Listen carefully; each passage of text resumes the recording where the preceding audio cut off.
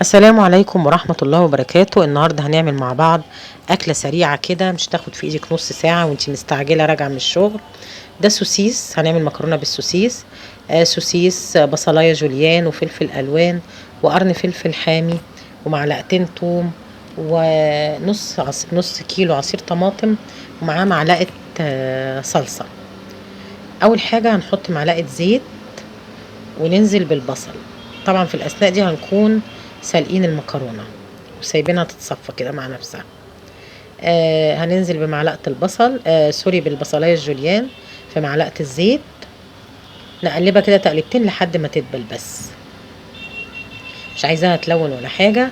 وبعديها على طول هنزل بالسوسيس واقلبه بقى كده برضو تقلبتين، ياخد ويدي مع البصل. واحدة واحدة هننزل بباقي المكونات. زي ما قلت لكم يا جماعة، الأكلة دي بسيطة جدا. في حر الصيف ده احنا مش عايزين نقف كتير في المطبخ، فمحتاجين أكلات سريعة بالشكل ده. زي ما قلت لكم من أولها لآخرها ما خدتش نص ساعة. بعد السوسيس نزلت بالفلفل الألوان وقرن الفلفل الحامي. قرن الفلفل الحامي ده حسب الرغبة، اللي بيحب الحاجة سبايسي هتعجبه جدا، اللي ما بيحبش طبعا يقدر يستغنى عنه. يبقى انا نزلت الاول بالبصلايه الجوليان وبعديها السوسيس وبعديها نزلت بالفلفل الالوان والفلفل الحامي، وهنزل بقى بمعلقه الثوم. في المرحله دي بقى الثوم ادى ريحه يا جماعه خطيره بصراحه. نقدر، ما عندكيش سوسيس تقدري تستبدليه بايه؟ هقولك تقدري تستبدليه لو عندك سجق بلدي عادي، هتعملي نفس الخطوات دي. عندك شوية جمبري صغيرين، نفس الخطوات برضو، نفس الوضع. في حاجات كتير جدا ممكن نعملها. هننزل دلوقتي بمعلقة الصلصة، ومعلقة الصلصة هي معلقة واحدة كفاية.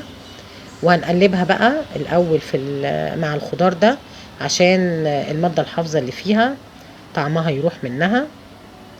لازم نقلب الصلصة كويس يا جماعة مع درجة حرارة البوتاجاز مع الخضار والكلام ده كله.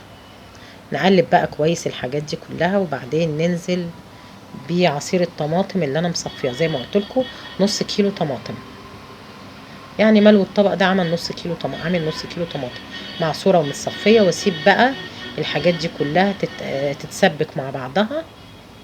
وبعدها هبهرها بقى دلوقتي. احط شويه ملح وفلفل، وبعدها بقى هنحط عليها المكرونه وكده خلاص الاكله خلصت. انا حطيت شويه ميه صغيرين عشان ايه الخضار يستوي والدنيا تتسبك مع بعضها. وهنزل بقى بالتوابل بتاعتي، الملح والفلفل. بهاري بقى زي ما انت عايزه.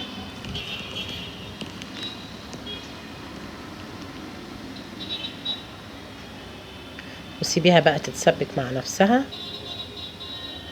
عايزه شويه شطه كمان، بس زي ما قلت لكم قرن الفلفل الحامي خلى الدنيا بصراحه نار جدا، مش محتاجه اي شطه او اي حاجه خالص. بس بقى كده نسيبهم مع بعض يتسبكوا.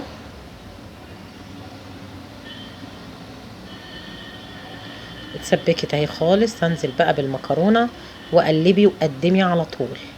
دي مش عايزه بقى تستني عليها، لازم تتاكل سخنه كده زي ما هي. قلبي بقى فيها كده عشان المكرونه تسخن. هي كده كده المكرونه كانت دافيه، لان كنت مخلصاها على طول وبدات فيها، لان السوسيس والصوص بتاعه ده ما خدش كتير يعني مني. عملت جنبها طبق بطاطس محمره وشويه ترشي، وكانت بسم الله ما شاء الله اكله حلوه جدا وعجبت الكبار والصغيرين. هنقدمها بقى، وساعة التقديم بقى هترشي على الوش شوية جبنة موتزاريلا او ميكس جبن. كان عندي ميكس جبن، رشيت ساح بقى مع السخونية دي. كانت روعة يا جماعة، والله جربوها، حلوة قوي وبسيطة جدا ومش تاخد منك حاجة، وفي نفس الوقت مش مكلفة. وبكام صباع سوسيس هتأكلي عيلة بحالها. شوية جبنة بقى كده، شوية جبنة صغيرين ما تكتريش، لان هي مليانة خضار ومليانة ومتبلها كويس ومتبهره كويس، طعمها حلو قوي. فالجبنه دي بس زي ما بنقول كده حاجه للتزيين مش اكتر. ده الشكل النهائي ليها، شكلها حلو وطعمها حلو جدا جدا، ومش محتاجه اي حاجه يعني. حتى شويه البطاطس المحمره هي مش محتاجاهم، بس يعني كحاجه جنبها يعني، كطبق جانبي جنبها.